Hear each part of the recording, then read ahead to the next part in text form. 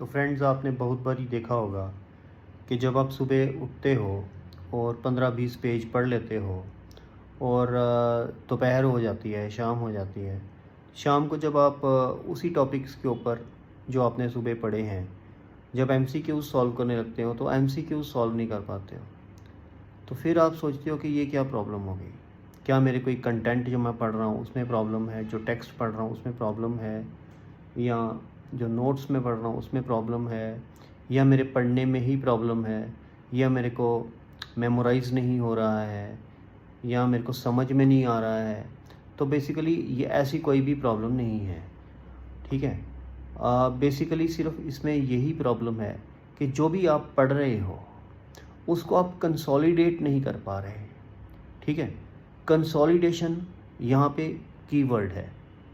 चाहे आप प्री की तैयारी करो, चाहे आप मेंस की तैयारी करो, अगर जो भी आप पढ़ रहे हो उसको कंसोलिडेट नहीं करोगे, आप कभी भी किसी एग्ज़ाम में सक्सेसफुल हो ही नहीं सकते।